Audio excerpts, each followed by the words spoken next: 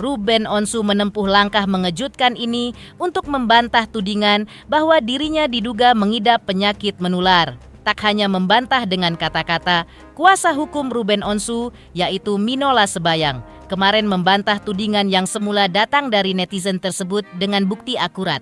Bukti tersebut berupa hasil uji laboratorium dan video Ruben tengah menjalani tes lab.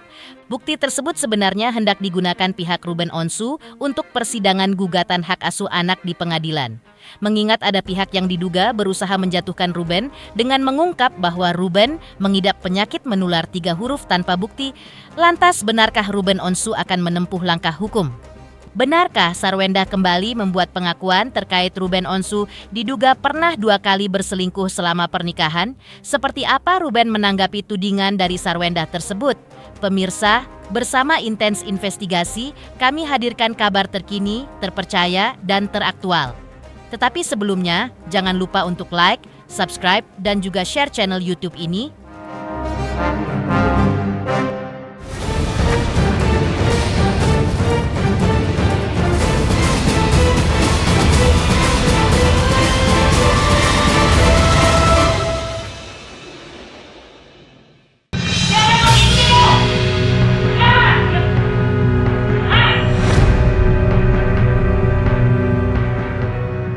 Prahara antara Ruben Onsu versus Sarwenda Tan kini bergulir bak bola salju yang kian menyeret banyak isu sensitif lainnya. Dan yang paling mengejutkan publik lantaran salah satunya adalah tudingan dari netizen bahwa Ruben Onsu diduga mengidap penyakit menular 3 huruf. Hal ini berawal dari podcast Denny Sumargo ketika menghadirkan Minola Sebayang yang saat itu menunjukkan pergantian nomor baru Ruben Onsu dan menunjukkan kepada Denny Sumargo bahwa Sarwenda pernah berkomunikasi di nomor tersebut.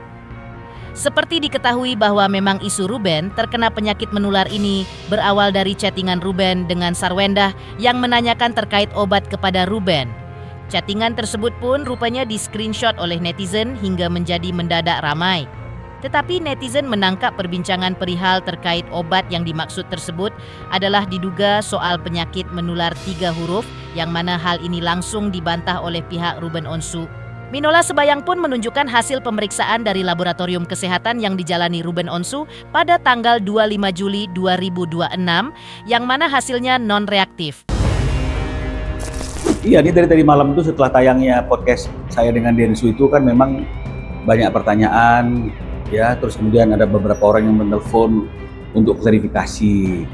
Katanya dalam podcast tersebut ketika saya menjawab pertanyaan Densu terkait dengan masalah nomor, ya nomornya itu kok ganti nomor bilang dong kan gitu. Saya menjelaskan bahwa sebenarnya nggak ganti nomor, Ruben itu ada 2 nomor. Jadi untuk kepentingan membuktikan bahwa memang ada 2 nomor dan di nomor yang satu ini juga S itu berkomunikasi, maka saya tampilkan bukti yang membuktikan bahwa memang ada komunikasi di nomor telepon yang satu lagi itu. Jadi ini untuk menyanggah bahwa tidak ada yang namanya itu ganti nomor ya. Jadi saya kan seperti yang saya katakan, saya selalu itu lebih fokus kepada membuktikan apa yang disampaikan, apa yang dipertanyakan, tidak fokus ke hal-hal yang lain ya. Jadi oleh karena itu saya tunjukkan, membuktikan bahwa tanggal 20 Junian gitu tahun lalu itu sudah tahu bahwa ada nomor baru yang dipakai sebagai komunikasi. Saya tidak mencoba menutupi yang di bawahnya apa yang dikasih oleh Ruben secara utuh, itu yang saya tunjukkan dan saya fokus kepada materi pembuktian kan begitu ya.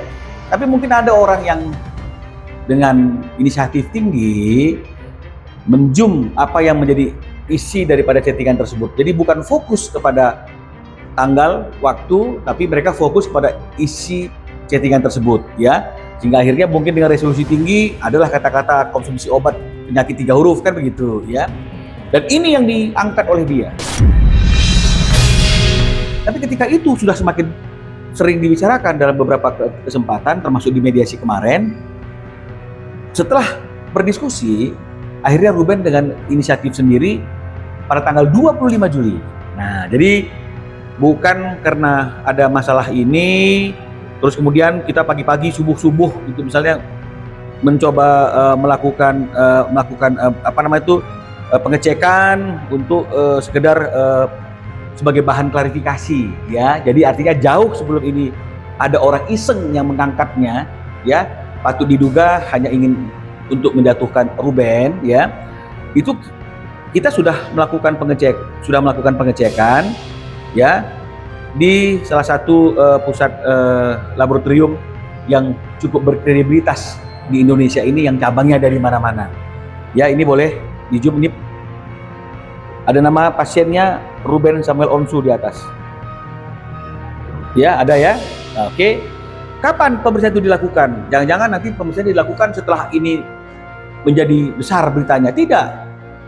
Pemeriksaan itu dilakukan pada tanggal 25 Juli. Sekarang kita tengok apa hasilnya. Kan begitu ya. Hasil daripada pemeriksaan itu, nih ya teman-teman ya, 3 huruf itu non-reaktif. Jadi artinya tidak ada seperti apa yang disampaikan dan dipertanyakan oleh banyak orang pada hari ini gitu loh. Masa mereka lebih percaya kepada chattingan yang datang dari satu sumber daripada bukti real? Tidak hanya menunjukkan bukti pemeriksaan yang hasilnya non-reaktif, Minola Sebayang juga menunjukkan video dan foto ketika Ruben Onsu menjalani pemeriksaan laboratorium terkait kondisi kesehatannya menyangkut ada tidak penyakit 3 huruf tersebut. Minola mengungkap bahwa bukti tersebut tadinya hendak disimpan untuk bukti di persidangan nanti terkait gugatan hak asuh anak. Tetapi Minola Sebayang mengungkap bahwa bukti tersebut terpaksa dimunculkan lebih dini, yaitu kemarin di hadapan awak media karena pihaknya menduga ada pihak-pihak yang ingin menjatuhkan Ruben Onsu, kliennya. Saya juga mendapatkan video, jadi artinya begini. Orang nanti bilang, oh itu kan bisa aja butuh AI. Ini kan karena hari Minggu, ya tidak buka kantor. Nanti yang teman-teman yang penasaran boleh ke kantor saya itu, lihat hard copy-nya, tidak hanya soft copy. Tapi juga sudah prepare gitu loh. Ada foto dan video yang menunjukkan bahwa memang proses itu ada. Dan ini boleh diklarifikasi dan di cross check ke prodianya. Benar nggak ada proses pemeriksaan itu? Ya, ini prosesnya. Pada waktu pengecekan itu dilakukan. Ya, jadi jangan juga dikatakan, kenapa lu periksa tiba-tiba? Kalau lu merasa nggak sakit, kalaupun memang misalnya tidak untuk demi kepentingan mengcounter berita ini, loh. Karena isu kesehatan itu sudah sering dibicarakan, sudah sering disampaikan di beberapa tempat kepada pihak-pihak tertentu. Nah, lalu kalau misalnya ada isu kesehatan, kita nangkapnya kemana? Ya pasti nangkapnya ke chattingan yang ada itu, yang dia sudah mencoba menggiring bahwa seolah-olah Ruben itu mengidap penyakit itu. Itu yang melandasi kami melakukan pemeriksaan. Ini sebenarnya bukti-bukti mau kami simpan. Tapi ternyata ada orang yang merasa ini adalah senjata dia untuk menjatuhkan Ruben. Tapi sekali lagi, puji Tuhan. Ya, puji Tuhan. Ya, artinya sekarang terungkap lagi bahwa ada suatu pernyataan, ada suatu pengkondisian yang ternyata pernyataan dan perkondisian itu bisa dibuktikan tidak seperti apa yang disampaikan. Jadi memang untuk kepentingan pembuktian nantinya di ruangan persidangan, ketika itu dipakai sebagai dalil untuk memenangkan perjuangan hak asuh anak oleh S, tapi kan perlu prepare.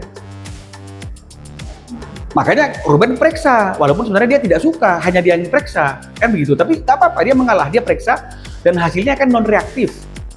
Tanggal 25 Juli, berarti kan masih baru-baru aja.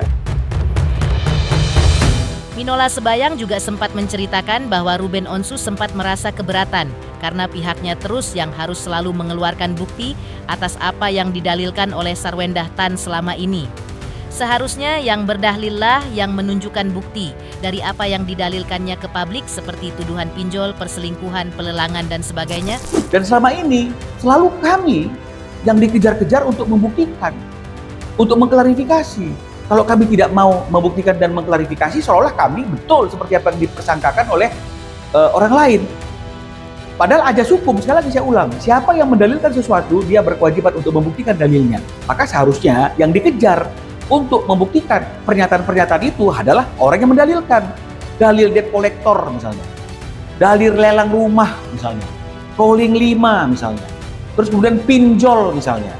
kemudian bullying di sekolah misalnya. Coba dong dikejar bukti-bukti itu, karena dia berkewajiban untuk membuktikan dalilnya. Ini selalu kita yang berusaha untuk mencari, menggali bukti-bukti itu, sehingga akhirnya kita bisa meredam semua tuduhan, semua persangkaan kepada klien kami. Tapi malahan kita dibilang tidak beretikat baik, kita itu sengaja menjatuhkan. Inilah dia bukti bahwa memang selama ini Ruben itu selalu dipojokkan dengan hal-hal yang tidak valid lah, ya, atau hal-hal yang sebenarnya itu bukan hal yang seperti apa adanya, tapi itu selalu dipakai. Seperti contohnya misalnya ya tentang lelang, tentang debt collector, kan begitu ya, ngomongnya apa, jawabnya apa, gitu ya. Termasuk yang menjadi materi itu adalah mengenai masalah kesehatan. Padahal kalau kita bicara mengenai masalah kesehatan, kalau memang benar Ruben itu ada penyakit seperti itu, harusnya bukan hanya dia yang kena, semuanya kena. Kalau memang tenggang waktunya itu di masa-masa itu. Tapi kalau misalnya itu masih baru, kan begitu ya. Nah, ini akan kami sampaikan. Ini yang perlu kami jelaskan, bahwa isu kesehatan itu adalah isu yang memang sudah beberapa kali bukan hanya di ruangan private antara mereka, tapi juga di ruangan tertutup lainnya itu sudah disampaikan. Kesehatan. Teman-teman media juga mungkin pernah bertanya tentang kesehatan, ya. Terus kemudian pada waktu KPAI juga ada masalah kesehatan. Mediasi juga bicara ada masalah kesehatan. Bahkan Densu pun kemarin kalau nggak salah dengan saya juga bicara mengenai masalah kesehatan. Yang saya jawab ya, kalau masalah cek kesehatan harusnya semua dong cek kesehatan. Kenapa harus dia? Nah, jadi kita kembali ke masalah kesehatan tadi itu setelah mediasi tanggal 15 Juli. Ya. Ketika tanggal 15 Juli isu kesehatan itu juga masih dibawa-bawa, ya. Akhirnya Ruben bertanya dengan saya, ya. Ini chat yang kemarin itu belum diperlihatkan oleh Ruben, tapi Ruben sudah ngomong bahwa saya itu sering dikatakan bahwa saya itu penyakit 3 huruf gitu. Sementara tidak ada dokter siapapun yang memeriksa dia itu yang menyatakan dan menyampaikan bahwa dia itu kena penyakit itu. Tidak ada siapapun yang menyampaikan bahwa obat yang dia konsumsi itu adalah obat itu, kecuali dari S sendiri. Ya, dan obat-obat itu menurut Ruben yang menyiapkan, yang membeli semua adalah adiknya S. Ya. Nah, dan oleh karena itu Ruben nggak pernah nanggapin selama ini. Pihak Ruben Onsu pun mengingatkan kepada pihak yang membuka isu miring terkait dugaan bahwa Ruben mengidap penyakit menular yang terbukti negatif berdasarkan hasil laboratorium, bahwa ada aturan hukum yang mengatur siapa yang berhak mengungkap ada atau tidaknya penyakit tersebut diidap seseorang. Diterangkan Miniola bahwa berdasarkan aturan hukum yang berlaku, bahwa yang berhak mengungkap ada atau tidaknya penyakit tersebut diidap seseorang adalah hanya orang yang bersangkutan atau oleh orang yang dipercayakan atau sudah seizin orang tersebut. Lebih lanjut, saat ini Minola Sebayang menegaskan isu penyakit menular 3 huruf ini yang beredar membuat Ruben merasa terganggu karena informasi yang beredar tidak berdasarkan pada bukti. Karena itu, Minola Sebayang mengatakan bahwa pihaknya tidak menutup kemungkinan untuk mengambil langkah hukum terhadap pihak yang merugikan kliennya. Coba kejar dia. Apa buktinya dia ketika dia melakukan chatting ada isu 3 huruf itu?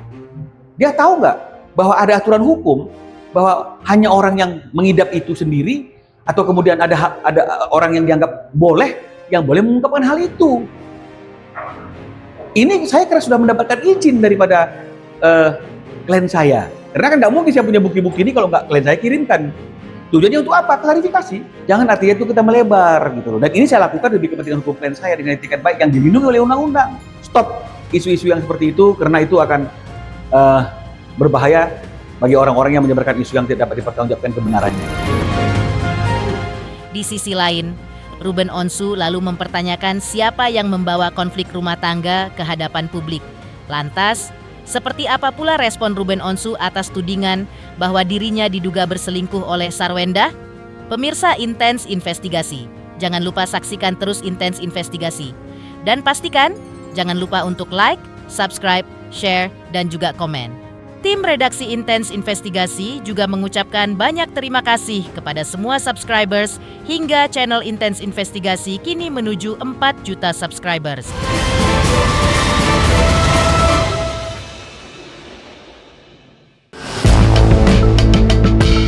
Sarwendah Tan kembali membuat pengakuan mengejutkan di media sosial terkait Ruben Onsu. Sarwendah mengklaim bahwa ia mengetahui dugaan perselingkuhan Ruben Onsu sejak tahun 2017 silam. Dan menurutnya saat itu, Ruben Onsu mengakui kesalahannya dan meminta maaf. Dan setelah itu, Sarwendah melihat betapa kerasnya perjuangan Ruben dalam mencari nafkah, sehingga ia memilih bertahan. Namun, kekecewaan tidak sampai di situ. Menurut pengakuan Sarwendah, kepercayaannya kepada Ruben Onsu kembali runtuh ketika ia kembali menemukan hal sama, terulang kedua kalinya. Terlebih Sarwendah mengaku menemukan pengeluaran dalam jumlah besar yang diduga dikirim Ruben untuk selingkuhannya. Dan di saat yang sama, saya juga mengetahui kembali hal yang pernah melukai kepercayaan saya di masa lalu, dan saya mengungkapkan perselingkuhan beliau di video itu. 2017, saya mengetahui adanya perselingkuhan. Saat itu beliau mengakui kesalahannya, meminta maaf, dan berjanji untuk berubah.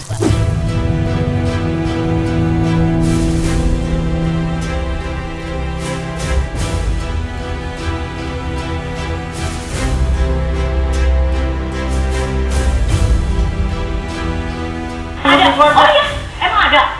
Kita suami istri kan? Emang pernah? Pernah nggak gue tanya sama lu? Iya, makanya kalau kayak gini itu udah nikah, lu jangan sedih. Habis itu lu udah balik. Iya. Iya. Itu udah tenang. Lu nggak seneng? Jangan main Cici. Jangan main Cici. Gue lagi ngomong. Sebelumnya, pihak Ruben Onsu melalui kuasa hukumnya Minola Sebayang sempat menjawab tudingan selingkuh terhadap diduga Ruben Onsu. Minola Sebayang juga menjelaskan bahwa sebenarnya munculnya tudingan dugaan selingkuh terhadap Ruben Onsu ketika Sarwendah memergoki Ruben membelikan kasur baru untuk orang lain tanpa sepengetahuannya. Terkait tudingan tersebut, pihak Ruben Onsu melalui kuasa hukumnya menantang Sarwendah untuk membuktikan pernyataannya. Minola Sebayang juga menjelaskan bahwa sebenarnya pada saat itu Ruben Onsu sedang di-endorse kasur. Kenapa harus dikaitkan dengan perselingkuhan? Padahal Sarwendah juga tahu bahwa kasur yang juga dipakainya selama ini bersama anak-anaknya merupakan hasil endorse Ruben Onsu. Karena itu, Minola Sebayang pun menegaskan bahwa jika suatu tuduhan tanpa adanya bukti, maka hal itu merupakan suatu bentuk fitnah. Buktikan kalau memang Ruben selingkuh. Emangnya sekarang ada nih ceritanya Ruben itu setelah bercerai terus dekat dengan orang lain. Kan kemarin kita sudah bilang, Ruben itu juga salah satu endorse tempat tidur, kasur. Jadi akhirnya bicarain kasur, nanti dibilang kasur-kasur pun pengantarnya diomongin loh. Ini kan dalam proses pembuktian yang ada relevansinya. Kan Ruben kan endorse kasur. Makanya kita bilang kasur yang ada di kamarnya yang sekarang itu yang kemarin dipakai untuk pijit-pijit. Itu juga endorse-nya Ruben. Kebun kasurnya atau rumahnya lagi dibangun renovasi, kasurnya itu di tempat. Apa kaitannya dengan selingkuh gitu loh? Karena saya sudah bilang loh, sebelum ada isu selingkuh, sebelum ada isu ada kasur, kan saya sudah bilang dia endorse kasur, betul nggak? Betul kan? Jadi kan nggak ada dusta di antara kita kan, begitu artinya. Jadi kalau kenapa dibilang selingkuh? Buktikan dong kalau memang dia selingkuh. Karena kalau suatu tuduhan yang tidak dapat dibuktikan itu fitnah.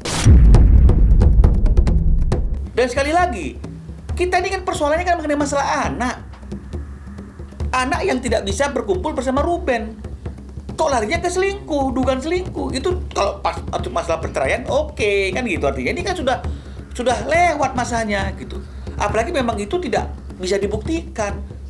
Masa gara-gara Ruben ada dapat kasur dari orang yang mengendorse dia, terus saya menduganya dia selingkuh. Ini kan kejauhan. Di sisi lain, Ruben Onsu lewat media sosialnya juga memposting mempertanyakan siapa yang membawa konflik rumah tangga ke publik. Tak sampai di situ saja, Ruben Onsu juga mempertanyakan perkataan Sarwendah saat melakukan siaran langsung dan mempertanyakan jika keadaan dibalik seperti apa.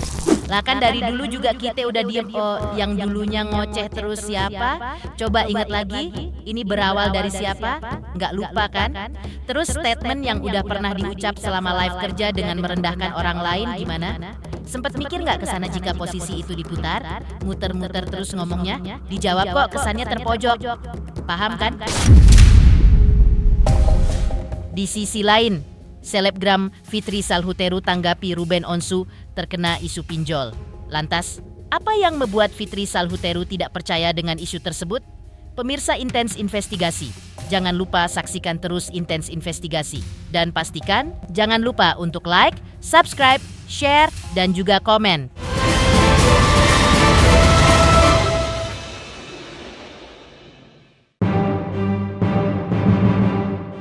Baru-baru ini, artis Ruben Onsu terkena isu diduga terjerat pinjaman online atau pinjol.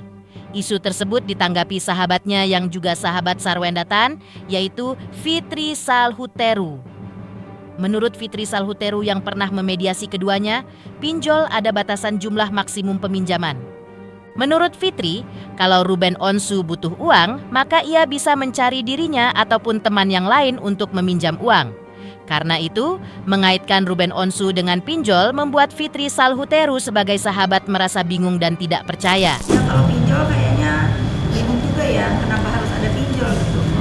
Kalau Ruben ya daripada ke pinjol mungkin orang yang aku rasa nih daripada pinjol itu kan ada maksimumnya. Iya. Maksimum tuh berapa sih kalau pinjol? Paling 50 juta. 20 juta kan? 20 sampai 50 juta.